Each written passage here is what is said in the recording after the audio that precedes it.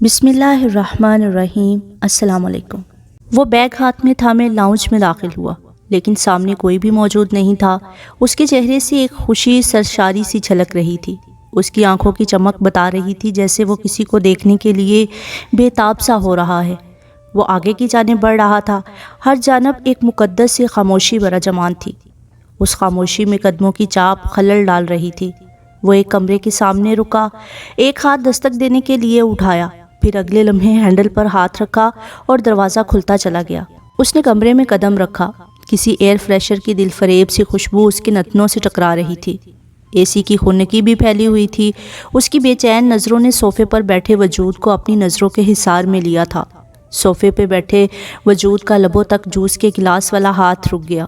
اب وہ حیرانگی سے اسے دیکھ رہی تھی، جو ایک کریمی رنگ کے سوٹ میں ملبوس، پاؤں براؤن شوز میں مقید کیے، سفید رنگت، دراز قد، سبز آنکھوں میں ایک چمک، بالوں کو ماتھے پہ جمائے، چہرے پہ ہلکی داڑھی، دروازہ بند کرتے وہ انہی کی جانب بڑھ رہا تھا۔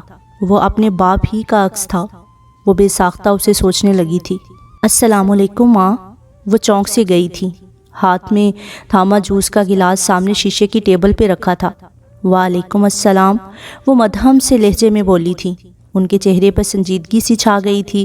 انہوں نے ریموٹ اٹھا کر LED آف کیا۔ جہاں کوئی فیشن شو لگا ہوا تھا، لیکن وہ مسکرایا۔ اس کے چہرے سے ابھی بھی وہی خوشی جھلک رہی تھی۔ وہ پورے 2 سال کے بعد انہیں اپنی نظروں کے سامنے دیکھ رہا تھا۔ کیسی ہیں ماں؟ ان کے برابر والے صوفے پہ براجمان ہوتے ہوئے اور نرمی سے اپنی ماں کا ہاتھ تھام کر عقیدت سے چومتے ہوئے پوچھا۔ مہربانوں کے چہرے پر ایک ناگواری سی چھائی تھی۔ فوراً اپنا ہاتھ پیچھے کیا۔ ٹھیک ہوں میں، انہوں نے بہت بے رخے سے انداز میں جواب دیا۔ تم یہاں کیوں آئے ہو؟ اگلے لمحے ماتھے پہ بل نمودار ہوئے، استفسار سے لہجے میں بولی تھی۔ اس نے تڑپ کر اپنی ماں کو دیکھا۔ دل سے ایک ٹیز سی اٹھی، یعنی ان کا بیٹا تھا اور اتنا بھی حق نہیں تھا۔ ماں، مجھے آپ کی یاد آ رہی تھی۔ آپ کب سے نانو اور مجھ سے ملنے نہیں آئیں، اس لیے سوچا میں خود ہی جا کر ملاؤں۔ اس نے خود کو سنبھال کر ٹھہرے ہوئے لہجے میں جیسے وضاحت سے پیش کی تھی۔ شاکر، تمہاری یہ بچوں والی حرکتیں کب جائیں گی؟ تم اب بڑے ہو چکے ہو، تم اپنی ماں کی زندگی کو کیوں ڈسٹرب کرنے چلے آتے ہو؟ وہ تلخی سے کہہ رہی تھی۔ بے رخی کی ایک انتہا ہی تو تھی کہ ایک ماں اپنے بیٹے سے ڈسٹرب ہو رہی تھی۔ انہیں کوئی خوشی نہیں تھی۔ اتنی دور سے بیٹا ملنے آیا ہے۔ وہ بے یقینی سے اپنی ماں کو دیکھ رہا تھا۔ ایسے الفاظ وہ کبھی استعمال نہیں کرتی تھی۔ بے شک اسے دیکھ کر ان کے چہرے پہ خوشی نہیں آتی تھی۔ میں آپ کی زندگی ڈسٹرب کرنے کے بارے میں کبھی خواب میں بھی نہیں سوچ سکتا۔ میں آپ سے بہت محبت کرتا ہوں۔ آپ میری ماں ہیں۔ آپ کی خوشی سے بڑھ کر میرے لیے کچھ بھی اہم نہیں ہے۔ وہ صاف گوئی سے دل کی حالت بیان کر رہا تھا۔ کیا آپ کا بیٹا ہونے کی وجہ سے آپ پر میرا کوئی حق نہیں ہے؟ اس نے سوالیہ نظروں سے دیکھا۔ وہ نہ چاہتے ہوئے بھی سوال کر گیا تھا۔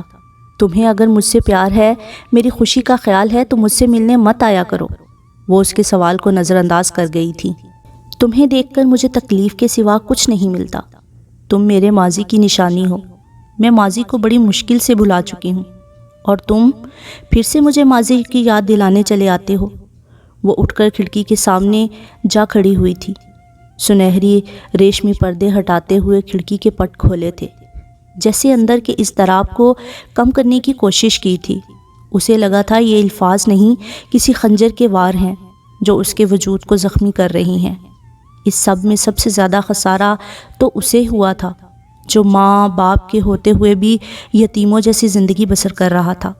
لیکن دونوں میں سے کبھی کسی نے یہ نہیں سوچا تھا، اس کے جس چہرے سے کچھ دیر پہلے خوشی چھلک رہی تھی، وہاں اب تکلیف، غم نے جگہ لے لی تھی۔ کچھ لمحے خاموشی چہل قدمی کرتے ہوئے ان دونوں کے درمیان براجمان ہوئی تھی۔ پھر اس نے ایک گہری سانس لی اور خود کو سنبھال کر جیسے کچھ کہنے کے لیے الفاظ تلاش کیے تھے۔ ٹھیک ہے، آپ کی خوشی اسی میں ہے تو پھر میں یہاں کبھی نہیں آؤں گا، لیکن کبھی کبھار سیل فون پہ بات تو کر سکتے ہیں۔ اس نے اپنی ماں کو امید بھری نظروں سے دیکھا۔ ہاں، وہ سر خم کرتے مدھم لہجے میں بولی تھی۔ کبھی کبھار سیل فون پہ ہونے والی بات پر انہیں بھلا کیا اعتراض ہو سکتا تھا، جو کبھی 4-5 منٹ سے زیادہ نہیں ہوئی تھی۔ ان منٹوں میں بھی بس وہی باتیں کرتا تھا۔ وہ بس ہاں ہوں میں ہی جواب دے دیتی تھی۔ شکریہ، ایک مغموم سی مسکراہٹ نے اس کے لبوں کو چھوا۔ وہ صوفے سے اٹھا اور بیگ کے قریب پنجوں کے پل بیٹھ گیا۔ بیگ کھول کر مختلف چیزیں نکال کر ٹیبل پہ رکھنے لگا، جن میں کچھ ڈریس ان کے لیے اور ان کی اکلوتی بیٹی کے لیے تھے۔ خشک میوہ جات، دیسی گھی، دیسی لڈو اور ایسی ہی کچھ اور چیزیں تھیں۔ ٹیبل پہ ڈھیر لگ گیا تھا۔ یہ کچھ چیزیں نانو اور کچھ میں لے کر آیا ہوں، وہ اب بیگ بند کرتے ہوئے کہہ رہا تھا، جو تقریباً خالی ہو چکا تھا۔ اب چند اسی کے سوٹ نظر آ رہے تھے۔ میرے لیے یہ چیزیں ضروری نہیں تھیں۔ انہوں نے ٹیبل پہ لگے ڈھیر کو دیکھا، اس کی جانب متوجہ ہوئی۔ جی جانتا ہوں، وہ استہزائیہ سے انداز میں مسکرایا، لیکن ان میں نانو اور میری محبت شامل ہے۔ آپ نانو کو بھی جانتی ہیں، مجھے بھی۔ خالی ہاتھ آنا اچھا نہیں لگتا۔ اچھا، ڈرائنگ روم میں جا کر فریش ہو جاؤ، میں تمہارے لیے کھانا لگاتی ہوں۔ انہوں نے وال کلاک کو دیکھا، جہاں 12 بج رہے تھے، جیسے انہیں خیال آیا تھا کہ وہ پاکستان سے دبئی آیا ہے۔ نہیں ماں، رہنے دیجیے، بس یہ جوس کا گلاس ہی بہت ہے۔ اس نے آگے بڑھ کر ٹیبل پر سے وہ جوس کا گلاس اٹھایا، جس میں سے وہ چند گھونٹ لے چکی تھی۔ اصل میں یہاں میرا ایک دوست ہے، اسی کے پاس رکنا ہے مجھے، وہ میرا انتظار کر رہا ہوگا۔ وہ ایسا ہی تو تھا، کسی کو تکلیف میں کب دیکھ سکتا تھا؟ جب اسے دیکھ کر اس کی ماں کو تکلیف ہوتی تو وہ اب جلد از جلد یہاں سے جانا چاہتا تھا۔ میری باتوں کا برا مان گئے ہو کیا؟ نہ جانے مہربانوں نے یہ سوال کیوں کیا تھا۔ نہیں ماں، میں بھلا آپ کی کسی بات کا برا کیسے مان سکتا ہوں؟ بس آپ ہمیشہ خوش رہا کریں۔ ان کے ہاتھ کو محبت سے تھاما۔ اللہ حافظ، اب چلتا ہوں۔ ان کے ہاتھ پہ بوسہ دیتے ہوئے پیچھے ہٹا تھا۔ تم بھی اپنا خیال رکھنا۔ جی۔ وہ نہ جانے کیوں اس بات پر مسکرایا اور بیگ تھامے باہر کی جانب بڑھ گیا۔ کمرے سے باہر قدم رکھتے ہوئے اس نے آنکھوں میں آتی نمی کو انگلی کی پوٹ سے صاف کیا۔ وہ بہت بڑی باتیں کر آیا تھا، لیکن اصل میں وہ کچھ بھی نہیں تھا۔ وہ تو بچپن سے لے کر اب تک ان کی محبت کے لیے ترستا رہا تھا۔ وہ اب کھلی کھڑکی سے اسے گیٹ کی جانب جاتے ہوئے دیکھ رہی تھی، لیکن اس معاملے میں خود کو بے بس سمجھتی تھی۔ اس کی صورت انہیں تکلیف دیتی تھی، جس ماضی کو وہ بامشکل بھولنے میں کامیاب ہوئی تھی۔ اسے دیکھتے ہی وہ ماضی یاد آنے لگتا تھا، اس لیے وہ ہمیشہ اس سے دور رہنے کی کوشش کرتی تھی۔ وہ اپنے باپ اظفر کا عکس ہی تو تھا، جس سے انہوں نے بہت محبت کی تھی، لیکن اسے کبھی اس سے محبت نہیں ہوئی تھی۔ وہ انگلستان میں پڑھائی کے لیے گیا تھا، پھر وہیں نوکری بھی کرنے لگا تھا۔ انگلستان جانے سے پہلے ہی ان کی منگنی ہوئی تھی، جس میں اظفر کی کوئی مرضی نہیں تھی۔ ماں باپ کے مجبور کرنے پر شادی تو کر لی تھی، لیکن شادی کے 2 سال بعد لندن ایسا گیا کہ کبھی پیچھے کی کوئی خبر نہیں رکھی تھی، لیکن طلاق ضرور بھیج دی تھی۔ اپنے 1 سالہ بیٹے کا بھی خیال نہیں کیا تھا اور وہاں اپنا گھر بسا لیا تھا۔ طلاق کے 3 سال بعد مہربانوں نے بھی اپنے ماموں کے بیٹے سلمان سے شادی کر لی تھی۔ وہ اس دھوکے باز انسان کو بھول جانا چاہتی تھی۔ سلمان اس سے بہت محبت کرتا تھا، اس لیے طلاق کے بعد وہ اسے شادی پہ راضی کرنے میں کامیاب ہو گیا تھا۔ سلمان کو شاکر پر کوئی اعتراض نہیں تھا، وہ اسے باپ کا پیار دینا چاہتا تھا، لیکن مہربانوں نے اسے اپنے ساتھ رکھنے سے صاف انکار کر دیا تھا۔ وہ اس شخص کی کوئی نشانی اپنی نئی زندگی میں نہیں رکھنا چاہتی تھی۔ ویسے بھی طلاق کے بعد بیٹے سے دور ہی رہتی تھی، اس لیے شاکر کی پرورش نانو جان نے ہی کی تھی۔ وہ ہمیشہ سے ان کے ساتھ ہی رہتا تھا، لیکن وہ اپنے ماں باپ دونوں کو ہی بہت یاد کرتا تھا۔ شادی کے بعد مہربانوں اپنے شوہر سلمان کے ساتھ دبئی چلی گئی تھی۔ سال میں 2 بار پاکستان آتے تھے، لیکن اب تو بالکل ہی آنا جانا کم کر دیا تھا، کیونکہ مہربانوں کو پاکستان آنا اب پسند بھی نہیں تھا، جہاں اس کے ماضی کی یادیں تھیں۔ شاکر، تم تو اپنی ماں سے ملنے گئے تھے، مہربانوں کیسی تھی؟ اس بار جلدی ہی واپس آ گئے۔ ابھی تو وہ اس بات سے بے خبر تھے کہ وہ یہ 2 دن بھی اپنے دوست کے پاس گزار کر آ رہا ہے۔ وہ اس وقت ہال کمرے میں اپنے ماموں کے پاس بیٹھا تھا۔ وہ کافی عرصے سے شہر میں ہی اپنی فیملی کے ساتھ رہائش پذیر تھے۔ وہاں ان کا اپنا بزنس تھا، لیکن اکثر گاؤں میں بھی چکر لگا لیتے تھے۔ ان کی ایک ہی بیٹی تھی اور شاکر بھی بیٹے کی طرح عزیز تھا۔ جی ماموں، ٹھیک تھی، بس ملنے گیا تھا، رہنے تھوڑی نہ گیا تھا۔ اس نے مسکراتے ہوئے جیسے اصل بات چھپانے کی کوشش کی تھی۔ اچھا بیٹا، میں سوچ رہا تھا میرا اتنا وسیع کاروبار ہے، اب میں تنہا نہیں سنبھال سکتا، تم میرے ساتھ آفس کیوں نہیں جوائن کر لیتے؟ وہ اپنی رائے کا اظہار کرتے ہوئے اسے سوالیہ نظروں سے دیکھ رہے تھے۔ گرے شلوار قمیض سوٹ میں ملبوس ان کے سامنے ہی ٹانگ پہ ٹانگ رکھے صوفے پہ بیٹھا تھا۔ ماموں میں؟ اس نے حیرانگی سے پوچھا۔ ہاں بھئی، کیوں نہیں؟ تم میرے بیٹے ہو، میرے بزنس پر آخر کو تمہارا بھی تو حق ہے۔ اس بات پر مسکرائے تھے۔ اس بات میں کوئی شک نہیں تھا، انہوں نے اپنی بیٹی اور اس میں کبھی کوئی فرق نہیں کیا تھا۔ وہ ہمیشہ سے اس کا بہت خیال رکھتے تھے۔ جی ٹھیک ہے ماموں، جیسے آپ کی مرضی، انہوں نے اتنی محبت سے کہا تھا۔ وہ فوراً ہی مان گیا تھا۔ ان کے ساتھ کام نہ کرنے کی کوئی وجہ بھی تو نہ تھی۔ وہ MBA کرنے کے بعد 1 سال سے تقریباً فری ہی تھا۔ یہاں اپنے بڑے ماموں کے ساتھ تھوڑا بہت زمینوں کا کام دیکھ لیتا تھا۔ ٹھیک ہے پھر 2 دن تک ہمارے ساتھ ہی چلے آنا۔ وہ اپنی پیکنگ شروع کر دو ماموں، گاؤں سے ہی آ جایا کروں گا، صرف 2 گھنٹے کا ہی تو سفر ہے۔ اس نے جیسے یہ بات ٹالنے کی کوشش کی تھی۔ بھئی میرا گھر بھی تو تمہارا اپنا ہی ہے، زیادہ تکلف برتنے اور غیروں کی طرح بات نہ کرو۔ روز روز سفر کرنے کی ضرورت نہیں ہے، انہوں نے تھوڑے رعب بھرے انداز میں کہا۔ ماموں میں بس نانو کی وجہ سے کہہ رہا تھا۔ نانو کی فکر نہ کرو، اور سب بھی ہیں جو ان کا اچھی طرح خیال رکھتے ہیں۔ تم ہمیشہ کے لیے تھوڑی جاؤ گے، ہر ویکنڈ گاؤں آ سکتے ہو۔ جی ماموں میں پیکنگ کرتا ہوں۔ اس بار خاموشی سے حامی بھر لی تھی۔ باقر سے دور ہی رہا کرو۔ وہ منڈیر پہ ہاتھ رکھے کھڑی دور دور تک پھیلے سرسبز کھیتوں کو دیکھ رہی تھی۔ وہ قریب آ کر کھڑا ہوا تھا۔ کچھ دن پہلے ہی تو اسے بے تکلفی کے ساتھ باتیں کرتے باقر کے ساتھ دیکھا تھا، اور وہ کب سے ہی بات کرنا چاہ رہا تھا۔ وہ آج ہی تنہا نظر آئی تھی۔ وہ اسے ہمیشہ سے ہی اچھی لگتی تھی۔ باقر کے ساتھ بے تکلفی دیکھ کر تھوڑا غصہ آیا تھا۔ وہ ہوا سے چہرے پہ جھولنے والی لٹوں کو کان کے پیچھے کرتے ہوئے عجیب سی نظروں سے اسے دیکھنے لگی۔ ایسا کیا دیکھ رہی ہو؟ جو کہا ہے اس پر عمل کرنا۔ اس نے اپنی بات پر زور دیا تھا۔ اس کا چہرہ غصے سے لال ہوا تھا، ماتھے پہ بل بھی آئے تھے۔ تم ہوتے کون ہو مجھ پر پابندی لگانے والے؟ آج تک میرے ماما پاپا نے کچھ نہیں کہا۔ وہ سخت لہجے میں بولی تھی۔ میں تم سے محبت کرتا ہوں، اور میں نہیں چاہتا باقر جیسا عیاش بندہ تمہیں غلیظ نظروں سے دیکھے۔ آج وہ اس کے چہرے پہ نظریں جمائے اپنی محبت کا اظہار کرتا ٹھوس لہجے میں بولا تھا۔ اس میں کوئی شک نہیں تھا، اس کا کزن باقر بری عادات کا مالک تھا، اور گاؤں کی لڑکیوں کو تنگ کرنا اس کا پسندیدہ مشغلہ تھا۔ تمہاری ہمت کیسے ہوئی مجھ سے یہ سب کہنے کی؟ وہ نہیں، مجھے تو تم شکل سے عیاش گنڈے لگتے ہو۔ وہ میرا کزن ہے، اور جب میرا دل چاہے گا اس سے بات کروں گی۔ اس کے چہرے پر نظریں جمائے سپاٹ لہجے میں بولی تھی۔ جو میں نے تم سے کہا اس پر عمل کر لینا، یہ تمہارے لیے بھی بہتر ہے اور میرے لیے بھی۔ وہ پرسکون سے لہجے میں کہتے ہوئے آگے بڑھ گیا تھا۔ بدتمیز انسان محبت کا اظہار کیسے کر رہا تھا؟ وہ منہ میں بڑبڑاتی غصے سے اسے جاتے ہوئے دیکھ رہی تھی۔ جب سے آیا ہے اس بار ماں کے بارے میں مجھ سے کوئی بات نہیں کی۔ اس کے بالوں میں انگلیاں پھیرتی نانو جان کہہ رہی تھی۔ وہ ان کے قریب ہی تکیے پہ سر رکھے لیٹا تھا۔ کیسی تھی؟ ان کی بھی کچھ دنوں سے اپنی بیٹی سے بات نہیں ہوئی تھی۔ جی نانو بالکل ٹھیک تھی، آپ نے جو چیزیں بھیجی تھی انہیں دیکھ کر بہت خوش ہوئی تھی۔ وہ اپنی نانو جان کو سچ بتا کر اداس نہیں کرنا چاہتا تھا، تبھی ہی جھوٹ کا سہارا لیا تھا۔ اچھا اور کیا کہتی تھی؟ تو اتنی جلدی کیسے واپس آ گیا؟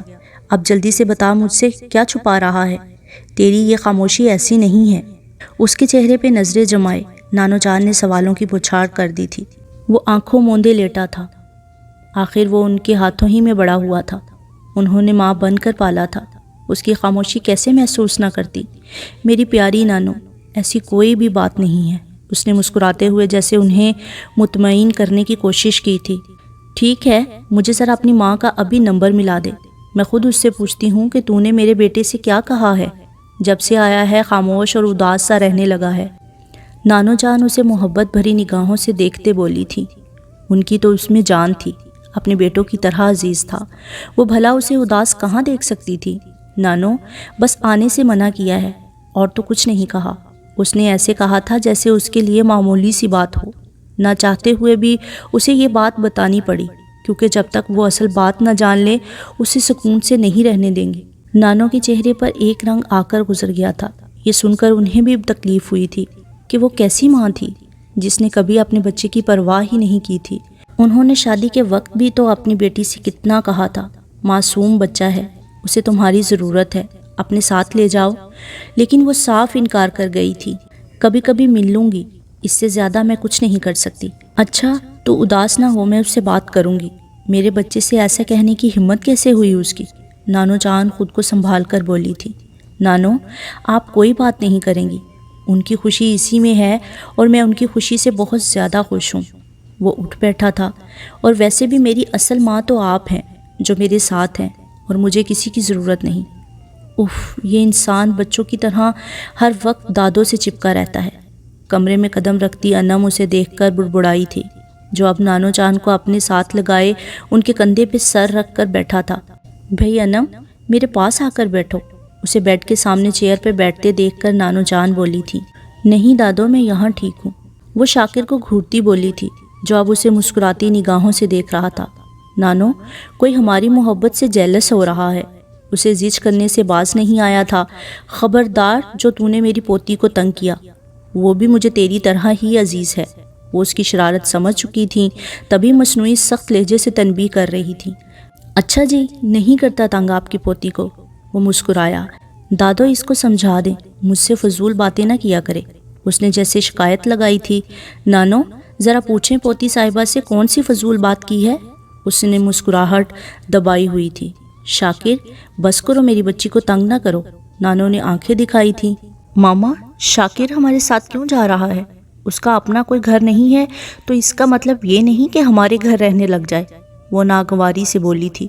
جیسے ہی اسے پتہ چلا کہ کل شاکر بھی ان کے ساتھ جا رہا ہے، اور نہ صرف جا رہا ہے بلکہ ان کے گھر ہی رہنے والا ہے، تو وہ آگ بگولا ہو کر اپنی ماں سے بات کرنے آئی تھی، جو اس وقت بیڈ پہ بیٹھی کپڑے طے کر رہی تھی۔ بری بات انم بیٹا، یہ آپ کیسی باتیں کر رہی ہیں؟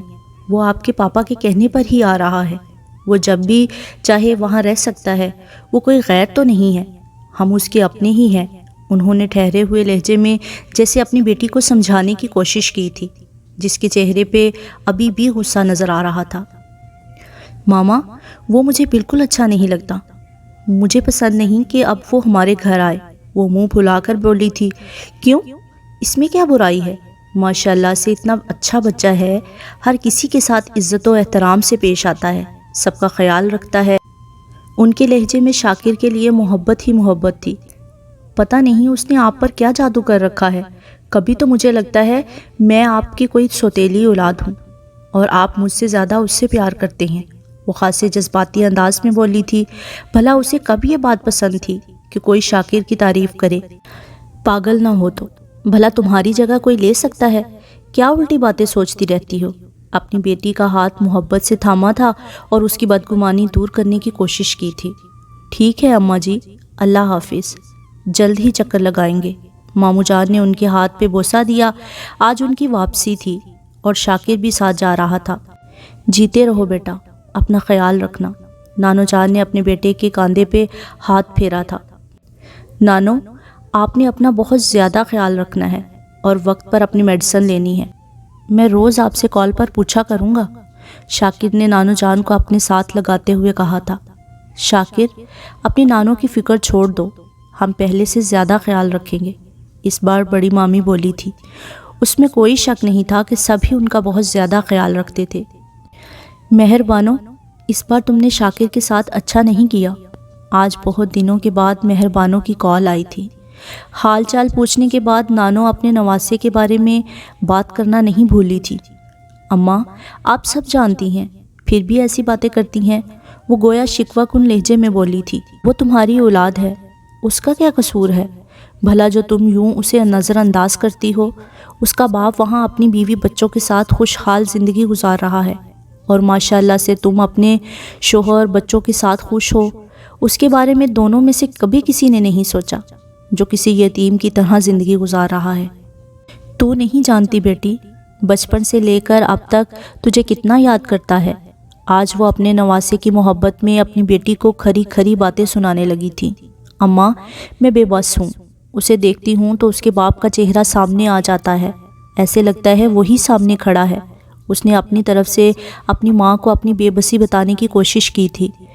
میں بوڑھی بھی کس کو سمجھانے بیٹھ گئی ہوں، جسے صرف اپنا خیال ہے، انہوں نے افسردگی سے کہتے ہوئے سیل فون ہی رکھ دیا تھا۔ دوسری جانب مہربانوں کو بھی کوئی حیرانگی نہیں ہوئی تھی، کیونکہ نواسے کی محبت میں جب بھی وہ کچھ کہتی تھیں تو زیادہ تر کال کا اختتام ایسے ہی ہوتا تھا۔ وہ ایسے ہی ناراضگی کا اظہار کرتی تھیں۔ بڑی پڑھائیاں ہو رہی ہیں؟ شاکر نے لاؤنج میں قدم رکھتے ہوئے اسے دیکھا، جو صوفے پہ بیٹھی سامنے ٹیبل پہ کتابیں پھیلائے نوٹس ایک ہاتھ میں تھامے کچھ لکھنے میں مصروف تھی۔ سیاہ جینس پہ میرون لانگ شرٹ، بالوں کا جوڑا بنائے مفلر کے انداز میں گلے میں دوپٹہ لیے، عام سے گھریلو حلیے میں تھی۔ گندمی رنگت، سیاہ آنکھیں، مناسب قد، وہ ایک عام سی لڑکی تھی، لیکن وہ نہ جانے کب سے اسے دل سے چاہتا تھا۔ تمہیں اس سے کیا؟ اس نے چونک کر اسے گھورا جو گرے 2 پیس سوٹ میں ملبوس اس کے سامنے سنگل صوفے پہ بیٹھا تھا۔ یہاں اسے رہتے ہوئے 1 ماہ ہو چکا تھا، لیکن انم نے ابھی تک کبھی سیدھے منہ بات تک نہیں کی تھی۔ اسے دیکھتے ہی غصہ ناک پر سوار ہو جاتا تھا۔ میں تو بس ایسے ہی بات کر رہا تھا۔ اس نے سر صوفے کی پشت پر ٹکا دیا اور چھت کو گھورنے لگا تھا۔ میں تم سے کتنی بار کہہ چکی ہوں مجھ سے بات مت کیا کرو، تمہیں میری بات سمجھ کیوں نہیں آتی؟ اتنے ڈھیٹ انسان کیوں ہو؟ وہ سرد مہری سے بولی تھی۔ کیا کروں انم جی، اپنی عادت سے مجبور ہوں۔ کوئی اپنا سامنے بیٹھا ہو تو میں خاموش نہیں رہ سکتا، اور تم سے ویسے بھی باتیں کرنے کو دل چاہتا ہے۔ اس نے بھی یہ ثابت کرنے میں کوئی کسر نہیں چھوڑی تھی کہ اس معاملے میں وہ ڈھیٹ انسان ہی ہے۔ اف ڈھیٹ انسان، فضول باتوں کے سوا تمہیں کچھ آتا ہی کیا ہے؟ پتہ نہیں پاپا اور ماما کو تم اچھے کیوں لگتے ہو؟ اس کی بات پر جھنجھلا کر بولی تھی۔ کیا تم اپنے دل میں مجھے تھوڑی سی جگہ دے سکتی ہو؟ میں ایک مضبوط رشتے کے ساتھ تمہارے ساتھ ہمیشہ رہنا چاہتا ہوں۔ اس نے امید بھری نظروں سے اسے دیکھا جو ہمیشہ اس کے پیار و خلوص کو جھٹلا دیتی تھی، لیکن وہ اسے پھر بھی اچھی لگتی تھی۔ وہ کتابیں تھامے اٹھ کھڑی ہوئی تھی، اس کی تیوری چڑھی تھی، بہت زیادہ غصہ۔ شاکر بیٹا، تم آفس سے کب آئے؟ اور تمہارے ماموں کہاں رہ گئے ہیں؟ اس نے کچھ کہنے کے لیے لب کھولے ہی تھے کہ اپنی ماں کو دیکھ کر غصہ ضبط کرتی اسے غصیلی نظروں سے گھورتی سیڑھیوں کی جانب بڑھ گئی تھی۔ اس نے سوچا بھی کیسے کہ میں کوئی ایسا تعلق بنانا چاہتی ہوں؟ وہ مسلسل منہ میں بڑبڑاتی جا رہی تھی۔ نیلے آسمان پہ شام کی سیاہی پھیل رہی تھی۔ ماموں جان اور مامی جان اپنے کمرے میں بیٹھے چائے سے لطف اندوز ہوتے باتوں میں مصروف تھے۔ انم کی سٹڈی بھی مکمل ہونے والی ہے، میں اس کی شادی کے بارے میں سوچ رہی تھی۔ ماشاء اللہ سے شاکر ہماری بیٹی کے لیے کیسا رہے گا؟ مامی جان نے اپنی خواہش کا اظہار کرتے ہوئے شوہر سے بھی تائید چاہی تھی۔ آپ نے میرے دل کی بات کہہ دی ہے۔ ان کی تو ہمیشہ سے یہی خواہش تھی، انہیں بھلا کیا اعتراض ہو سکتا تھا؟ جی ٹھیک ہے، جلد ہی میں ماں جی سے بھی بات کرتی ہوں، وہ خوشی سے بولی تھی۔ اس سے پہلے ہماری بیٹی سے بھی بات کیجیے گا، اس کی رضامندی بھی تو بہت ضروری ہے۔ ان کے لیے اپنی خواہش سے زیادہ اپنی لاڈلی بیٹی کی رضامندی بھی ضروری تھی۔ ماما، شادی اور وہ بھی شاکر سے؟ کبھی نہیں۔ اس نے شاکر کا نام سنتے ہی صاف انکار کر دیا تھا۔ اس وقت مامی جان لاؤنج میں بیٹھی انم کے ساتھ باتوں میں مصروف تھی، ایسے ہی باتوں میں شادی کی بات شروع کر دی تھی۔ اس اعتراض کی کوئی وجہ تو ہوگی؟ انہوں نے بیٹی کے تاثرات کو دیکھتے ہوئے استفسار کیا۔ بس ماما، وہ مجھے پسند نہیں، اس نے ہاتھ میں تھاما ڈائجسٹ کھولتے ہوئے بے نیازی سے جواب دیا۔ لیکن یہ میری اور تمہارے پاپا کی خواہش ہے، وہ ایک اچھا سلجھا ہوا لڑکا ہے، میں نے اس کی آنکھوں میں تمہارے لیے محبت دیکھی ہے، وہ تمہیں ہمیشہ خوش رکھے گا۔ انہوں نے جیسے اپنی بیٹی کو راضی کرنے کی کوشش کی تھی۔ ماما، میں جانتی ہوں وہ مجھ سے اپنی محبت کا اظہار بھی کر چکا ہے۔ ڈائجسٹ سے نگاہیں ہٹا کر اپنی ماں کو دیکھا، لیکن میں نے اس کے بارے میں کبھی ایسا نہیں سوچا۔ وہ اپنی بیٹی کو حیرانگی سے دیکھ رہی تھی۔ اور دوسری بات، آپ پاپا سے بھی کہہ دیں کہ مجھے ابھی شادی ہی نہیں کرنی۔ اپنی بات مکمل کرتی وہ ڈائجسٹ تھامے اپنے کمرے کی جانب بڑھ گئی۔ اس وقت شام ہو رہی تھی، بیری کے درختوں پہ چڑیاں بیٹھی چہچہا رہی تھی، ہوا سے چند سوکھے نیم اور بیری کے پتے رقص کرتے نظر آ رہے تھے۔ نانو جان اپنے تخت پہ بیٹھی تھیں، شاکر ان کے برابر ذرا فاصلے پہ تکیے سے ٹیک لگائے چارپائی پہ بیٹھا تھا۔ میں نے تیری شادی کے بارے میں سوچا ہے۔ نانو جان نے محبت بھری نگاہوں سے اسے دیکھا۔ شادی کے بارے میں سوچا تو میں نے بھی ہے، لیکن گھر بن جائے، لڑکی بھی مان جائے۔ وہ لبوں پہ تبسم سجائے خوشگوار سے لہجے میں بولا تھا۔ گھر کی بات نہ کر، تیری دلہن جب بھی آئے گی اسی حویلی میں آئے گی، یہی تیرا گھر ہے۔ نانو جان رعب بھرے انداز میں بولی تھی۔ جی نانو، ٹھیک ہے، پھر جیسے آپ کی مرضی۔ اس نے مسکراتے ہوئے کندھے اچکائے۔ بھلا وہ نانو جان کی بات کب ٹال سکتا تھا؟ اب ذرا یہ بتا، یہ لڑکی کا کون سا چکر ہے جو ابھی نہیں مان رہی؟ نانو جان نے مشکوک نظروں سے اسے گھورا۔ نانو، بات یہ ہے کہ وہ اب سیدھا ہو کر بیٹھ گیا تھا۔ نہ جانے کب سے مجھے آپ کی پوتی سے محبت ہو گئی ہے، لیکن وہ مجھے پسند نہیں کرتی۔ لگتا ہے میرے نصیب میں محبت ہے ہی نہیں۔ جس کی محبت کو ماں باپ نہیں سمجھتے وہ کیا سمجھے گی؟ وہ مغموم سے لہجے میں بولا تھا۔ نانو کی محبت بھول گیا ہے؟ وہ مصنوعی خفگی سے بولی تھیں۔ نہیں نانو، بالکل نہیں، آپ کی محبت کو بھلا کیسے بھول سکتا ہوں؟ وہ بوکھلا کر محبت بھرے لہجے میں بولا تھا۔ آخر نانو جان اسے ماں کی طرح عزیز تھیں۔ اچھا، اب ذرا یہ بتا کس پوتی کی بات کر رہا ہے؟ نانو جان کو درمیان میں رہ جانے والی بات یاد آئی تھی۔ نانو جان، آپ کی ایک ہی تو پوتی رہ گئی ہے جس کی ابھی تک شادی نہیں ہوئی، انم کی بات کر رہا ہوں۔ اس نے ماتھے پر گرتے بال ہاتھوں سے پیچھے کیے۔ ہاں تو پہلے ہی سیدھی طرح نام لے لیتا، ایسے ہی مجھ بوڑھی کو تنگ کیا۔ اچھا اب پریشان نہ ہو، اس کے ماں باپ سے اور انم سے میں بات کروں گی۔ اتنا پیارا میرا پتر ہے، کیوں انکار کرے گی؟ نانو جان نے اسے تسلی دی تھی۔ نہیں نانو، ہرگز نہیں، آپ کسی سے بات نہیں کریں گی۔ اس نے فوراً نفی میں سر ہلایا۔ میں اس وقت کا انتظار کروں گا جب وہ خود میری محبت کا اعتراف کرے گی۔ یہ زور زبردستی سے نہ ہی رشتے جوڑتے ہیں نہ ہی محبت ہوتی ہے۔ میرے ماں باپ کا انجام ہی میرے لیے کافی ہے، میں ایسا انجام کبھی نہیں چاہتا، وہ تلخ لہجے سے بولا تھا۔ نانو جان اسے افسردگی سے دیکھ رہی تھی۔ وہ ہمیشہ اس کے لیے خوشیوں کی دعا کرتی تھی، لیکن اس کے چہرے پہ کم ہی کوئی خوشی نظر آتی تھی۔ شاکر آج صبح ہی گاؤں سے واپس آ چکا تھا۔ اپنے کمرے کی کھڑکی سے انم کو لان میں موجود دیکھ کر وہ بھی لان کی جانب بڑھا تھا۔ بہار کی آمد تھی، آسمان پر نارنجی رنگ پھیل رہا تھا، سورج غروب ہو رہا تھا، بگلوں کی ایک قطار اپنے گھروں کی جانب محو پرواز تھی۔ لان میں چاروں جانب لال، سفید، گلابی، زرد گلاب کے پھول کھلے ہوئے تھے اور ان کی دل فریب سی خوشبو ہر جانب پھیلی ہوئی تھی۔ ہوا پام اور آم کے پیڑ میں سرسرانے لگی تھی۔ وہ بینچ پہ سادہ سے لیمن رنگ کا سوٹ زیب تن کیے سیل فون تھامے بیٹھی تھی۔ وہ اس کے سامنے ہی بلیک جینز پہ وائٹ شرٹ پہنے، آستین کوہنیوں تک فولڈ کیے، آم کے پیڑ کے ساتھ ٹیک لگا کر کھڑا تھا۔ اچھا تم مجھے یہ بتاؤ، تم نے کبھی محبت کے بارے میں سوچا ہے؟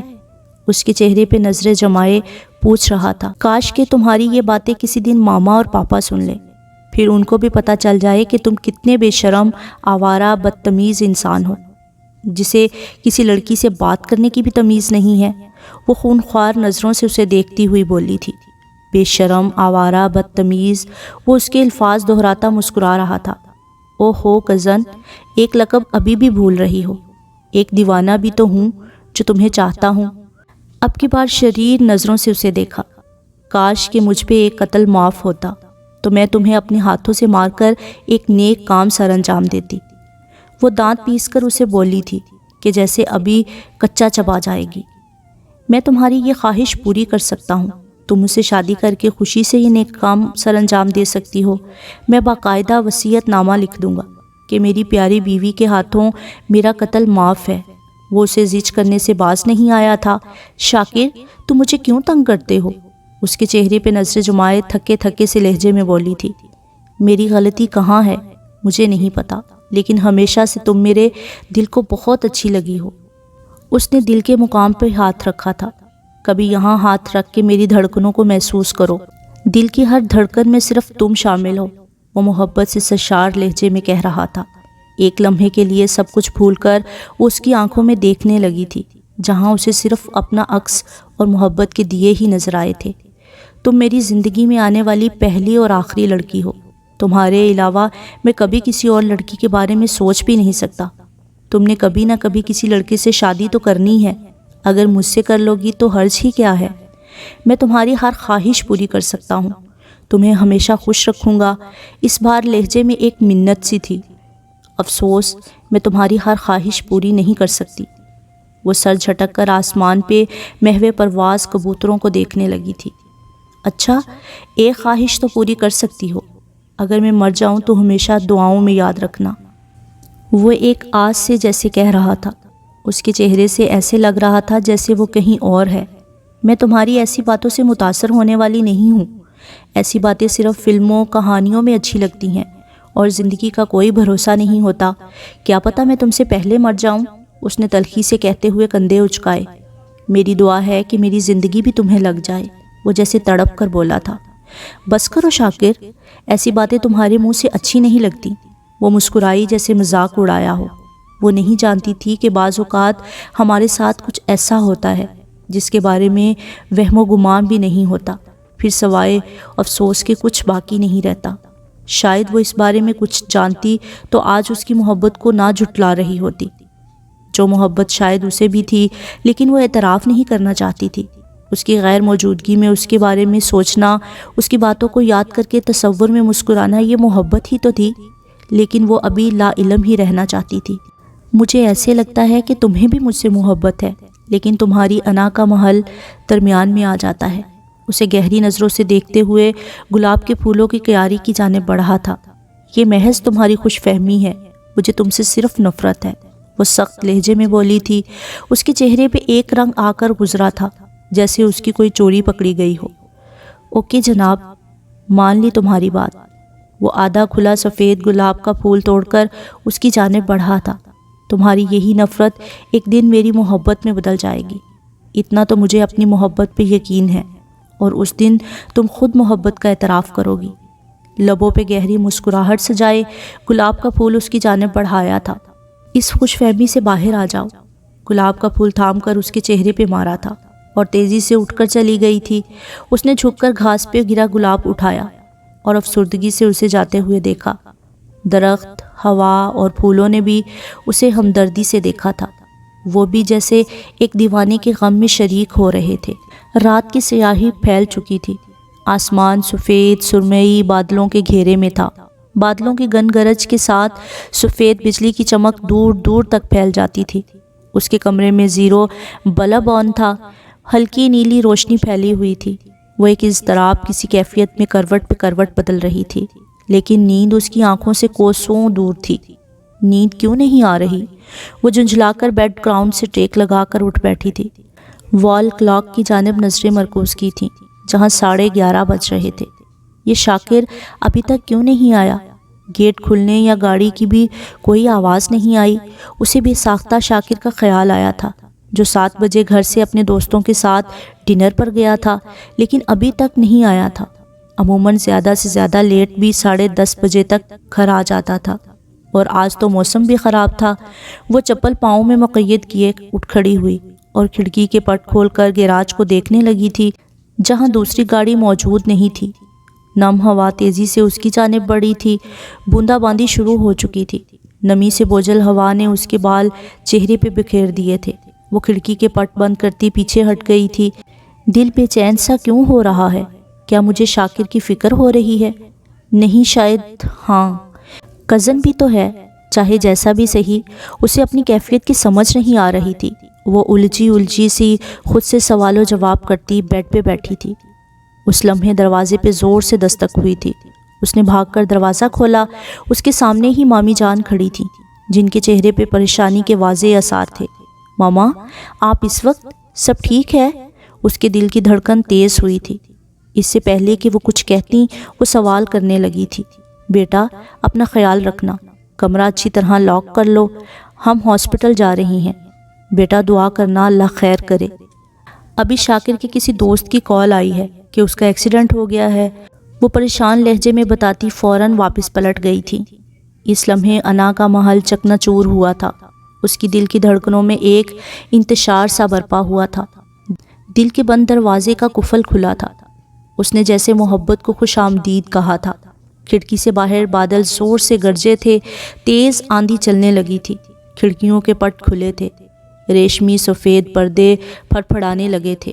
اب بارش برسنے لگی تھی۔ اس کے ارد گرد مختلف آوازیں گونجنے لگی تھیں۔ تمہیں بھی مجھ سے محبت ہے، لیکن تمہاری انا کا محل درمیان میں آ جاتا ہے۔ اس نے دونوں ہاتھ کانوں پہ رکھے تھے، جیسے ان آوازوں سے پیچھا چھڑانا چاہتی ہو۔ اس کی آنکھوں سے آنسو بہنے لگے تھے۔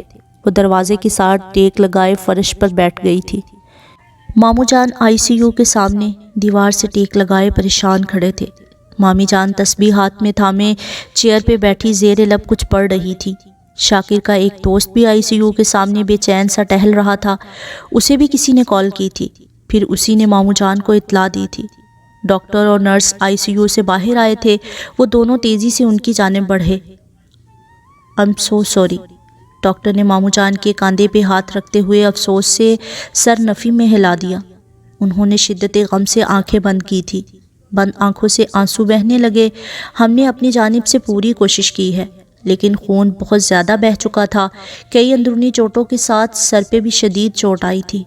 ڈاکٹر اپنے پروفیشنل لہجے میں کچھ مزید بتا رہا تھا، لیکن انہیں کچھ سنائی نہیں دے رہا تھا۔ انہیں یقین نہیں آ رہا تھا کہ یوں اچانک وہ ہنستا مسکراتا لڑکا دنیا ہی چھوڑ گیا تھا۔ وہ گرنے ہی لگے تھے کہ شاکر کے دوست نے انہیں سنبھالا تھا۔ ان کی جیسے کمر ہی ٹوٹ گئی تھی۔ آخر کو وہ سگے بیٹے کی طرح عزیز تھا۔ انکل پلیز اپنے آپ کو سنبھالیں، آنٹی بھی آ رہی ہیں۔ اس کی بھی شدت غم سے آنکھیں سرخ ہو رہی تھی۔ وہ دونوں کالج سے اچھے دوست تھے۔ یہ خبر سنتے ہی نانو جان کو کوئی ہوش نہیں رہا تھا۔ مامی جان اور انم پہ بھی سخت کسی کیفیت طاری ہو گئی تھی۔ ماں باپ جو ہمیشہ اس سے دور رہے تھے، تڑپ کر روتے ہوئے آئے تھے، اور تب انہیں اپنی غلطی کا احساس بھی ہوا تھا۔ قبرستان میں مقدس خاموشی براجمان تھی۔ ہوا سے مٹی اڑ رہی تھی، اگر بتی کی خوشبو پھیلی ہوئی تھی۔ قبر پہ گلاب کی پتیاں بکھری ہوئی نظر آ رہی تھیں۔ تم نے اس دنیا سے جانے میں اتنی جلدی کیوں کی، اور میرا دل بھی چرا کر لے گئے؟ ہاں تم ٹھیک کہتے تھے کہ محبت تو مجھے بھی ہے، لیکن میری انا کا محل درمیان میں آ جاتا تھا۔ وہ قبر کے سرہانے بیٹھی روتی ہوئی اپنی محبت کا اعتراف کر رہی تھی، لیکن آج وہ دیوانہ مٹی تلے گہری نیند سو رہا تھا، جو جاتے جاتے اسے بھی دیوانہ کر گیا تھا۔ بوڑھے گھنے کیکر پہ بیٹھے ابابیل بھی اس کا اعتراف محبت سن رہے تھے۔ وقت نے انہیں افسوس سے دیکھا تھا، اور جیسے کہا تھا کہ محبت کے ترسے انسان کو ایسے انتظار نہیں کرایا کرتے، اور نہ ہی کسی کی محبت اور خلوص کو جھٹلایا کرتے ہیں کہ بعد میں سوائے افسوس کے کچھ باقی نہ رہے۔